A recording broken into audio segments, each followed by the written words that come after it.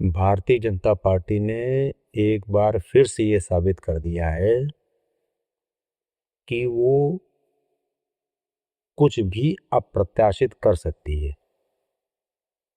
और उसके इस तरह के जो स्टेप्स होते हैं, इस तरह के जो निर्णय होते हैं, वो पार्टी की दशा और दिशा तो बदलते ही हैं, देश की दिशा और दशा बदलने के उसी लाइन और लेंथ में होते हैं। स्वागत है मित्रों हमारे यूट्यूब चैनल विचार प्रवाह सोशल पल्स वैदिक दिशा में, और हम अपने व्यूज ऑन न्यूज के उस खंड के बारे में आज चर्चा करेंगे आपसे, जिसमें कि भारतीय जनता पार्टी के जो नए अध्यक्ष बनाए गए हैं राष्ट्रीय, नितिन नवीन जी,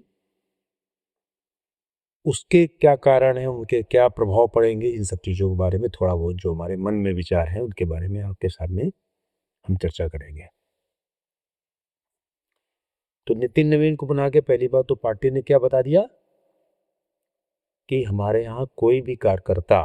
चाहे वो किसी भी स्तर का हो, वो पार्टी में किसी भी श्रेणी तक पहुंच सकता है, चाहे वो पार्टी का अध्यक्ष हो, चाहे वो प्रधानमंत्री। जिस समय नरेंद्र मोदी जी को प्रधानमंत्री पद के लिए भारतीय जनता पार्टी ने उम्मीदवार घोषित किया था, उस समय भारतीय जनता पार्टी के जितने भी सिटिंग मुख्यमंत्री थे, उनमें नरेंद्र मोदी जी का नाम हमें लगता है सबसे लास्ट में ही आता होगा। लेकिन ये भारतीय जनता पार्टी की ही खासियत है कि वो अपने किसी भी कार्यकर्ता के ऊपर इस तरीके से विश्वास व्यक्त कर सकती है और उसको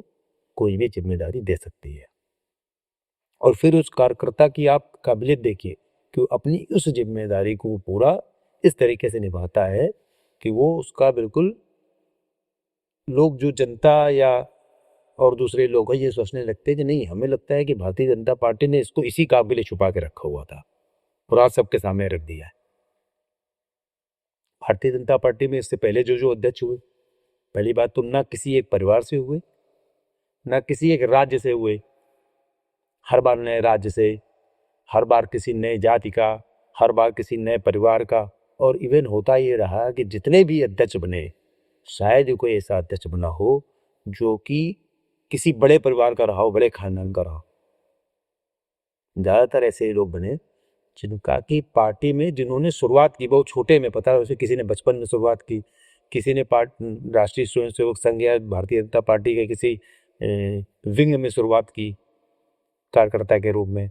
जैसे जब राष्ट्रपति महोदय का चुनाव भारतीय जनता पार्टी ने किया था, द्रौपदी मुर्मू जी का, तो जब उनके बारे में अध्ययन किया गया तो पता लगा कि वो सबसे पहली बार अपने ब्लॉक में ब्लॉक सदस्य का चुनाव लड़ी थी पार्टी की तरफ से। मतलब उस स्तर से लेकर राष्ट्रपति तक पहुंचाना कोई छोटी मोटी चीज थोड़ी ना है। और हम लोग जब दूसरे दलों को देखते तो देखते क्या है कि एक बार अगर किसी ने एक पार्टी की स्थापना कर दी तो फिर उस खानदान का प्राइवेट कंपनी बन गई, वो खानदान की प्रॉपर्टी बन गई हो, चाहे वो समाजवादी पार्टी हो, चाहे राष्ट्रीय जनता दल हो, चाहे तृणमूल कांग्रेस हो, चाहे कांग्रेस हो, चाहे डीएमके हो, चाहे एआईडी, मतलब कोई भी हो, सब इस तरह की जितनी पार्टियां हो, विशेषकर जितनी भी रीजनल पार्टियां, और नंबर एक पर तो खैर कांग्रेस है ही है, जिसमें नेहरू गांधी के अलावा कोई दूसरा नाम पा ही नहीं सकता है। मान लो कभी भूले भटके उन्होंने किसी को, जैसे आज की तारीख में राष्ट्रीय अध्यक्ष को नाम नियुक्त कर रखा है उन्होंने अपने कर्मचारी के रूप में, नेहरू गांधी खानदान के कर्मचारी के रूप में नियुक्त हैं केवल वो, मतलब कहने के लिए वो कांग्रेस के अध्यक्ष है लेकिन हैं वो नेहरू खानदान के एक सिंपल कर्मचारी। तो इसी तरीके से प्रधानमंत्री उन्होंने नियुक्त कर रखा था नेहरू गांधी खानदान के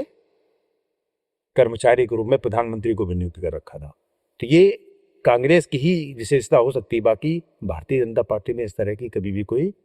घटना या दुर्घटना देखने को भी नहीं मिल सकती है। हाँ, छोटी मोटी चीजें होती रहती है कि सुबह पॉलिटिकल सिस्टम है, और पॉलिटिकल सिस्टम में होता है कि जैसे हम लोग मानते हैं कि भाई जब एक आदमी एक काम करने लगता है तो परिवार में उसी तरह का वातावरण बन जाता है और लोग भी उसी क्षेत्र में आगे आ जाते हैं। तो बहुत सारे जो राज्यों में या हम कह रहे केंद्रीय स्तर पर भी बहुत सारे राजनीतिज्ञ रहे, उनके बच्चों ने भी राजनीति में प्रवेश लिया और वो आगे चले बढ़े, कुछ सक्सेस हुए कुछ अनसक्सेस हुए, लेकिन लोगों ने इस तरह के प्रयास किए और किया भी, इसमें खैर कोई दो राय नहीं। लेकिन पार्टी पर किसी का कब्जा नहीं रहा, ना कोई कर पाया, उनमें से कोई भी व्यक्ति पार्टी पर कब्जा नहीं कर पाए, ना किसी ऐसे उच्च पद पर कब्जा कर पाया जिसको कि हम कहें मुख्यमंत्री या प्रदेश अध्यक्ष, इस तरह के बड़े पदों पर प्रयास लोग करते ही हैं। राजनीति में सिस्टम ही यही है कि राजनीति में हमेशा कब्जा करने की मुहिम चलती रहती है और सर्वाइवल, सबका सर्वाइवल उसी से है, तो सर्वाइवल के सबके लिए संकट भी होता है। सब लोग अपने सर्वाइवल के लिए, अपनी राजनीति को आगे बढ़ाने के लिए लोग करते भी रहते हैं इस तरह के प्रयोग, इस तरह के अपना प्रयास। लेकिन भारतीय जनता पार्टी में उनके उस तरह के प्रयास कभी सफल भी नहीं हो पाए। अब हम लोग इसको इस तरीके से भी हम लोग परिभाषित करते हैं कि जो ऐसे संगठन जो कि वैचारिक धरातल पर काम कर रहे हैं, उनमें कभी इस तरह की समस्या, कभी भी इस तरह का संकट हो ही नहीं सकता है। भारतवर्ष में इस तरह के वैचारिक धरातल पर काम करने वाले केवल दो ही राजनीतिक दल हैं, एक भारतीय जनता पार्टी और दूसरा कम्युनिस्ट पार्टी। ये बात होती है कि कम्युनिस्ट पार्टी आज बिल्कुल समाप्तप्राय स्थिति में है। उसका कारण केवल ये है कि उनको जो ऊर्जा मिल रही थी, उनको जो शक्ति मिल रही थी, उनको जो विचारधारा मिल रही थी, जहाँ से वो उनको पोषण मिल रहा था, वो विदेशी था। चाहे वो रूस का हो चाहे चीन का हो,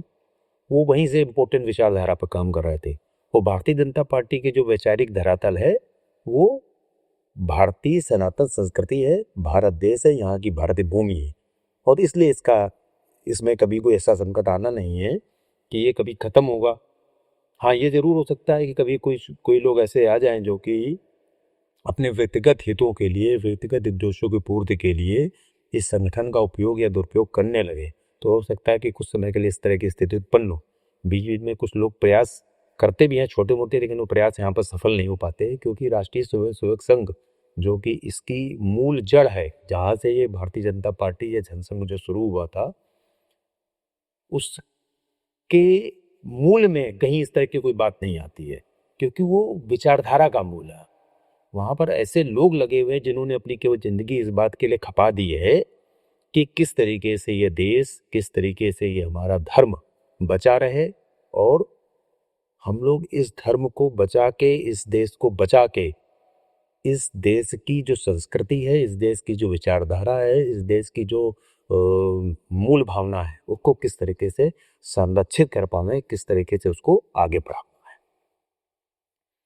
तो हमें लगता है कि भारतीय जनता पार्टी में जो प्रयोग किया गया है, इस तरीके के बहुत सारे प्रयोग हुए हैं, पहले भी आप लोगों ने देखे होंगे। हम लोगों को थोड़ा नया इसलिए लग रहा है बाकी लोगों को कि एक तो बहुत कम उम्र के हैं राष्ट्रीय अध्यक्ष, अभी प्रदेश अध्यक्ष उत्तर प्रदेश में जो बनाया गया वो केंद्र के मंत्री है, 7 बार के सांसद हैं और उम्र में भी उनसे बड़े हैं, बहुत ज़्यादा बड़े हैं। और जो राष्ट्रीय अध्यक्ष बनाए जा रहे हैं वो राज्य सरकार में केवल मंत्री हैं, 4 बार के विधायक हैं और इवन राष्ट्रीय अध्यक्ष बना दिए गए। तो इस तरीके की भारतीय जनता पार्टी में जो प्रयोग होते हैं वो थोड़ा अलग फील देते हैं। लेकिन इससे एक ये भी हमारे भारतीय जनता पार्टी के कार्यकर्ताओं को एक ये भी ऊर्जा मिलती है, एक ये भी उनके मन में विश्वास पैदा होता है कि उनका भी कभी नंबर आएगा, मतलब अपना भी टाइम आएगा कभी। तो इस तरीके से हमें लगता है कि विचारधारा पर आधारित जो दल है, विशेषकर भारतीय जनता पार्टी, उसमें इस तरह के काम होते रहते हैं और होने ही चाहिए, क्योंकि यही उनकी पूंजी है, यही उनकी शक्ति है, यही उनका सामर्थ्य है।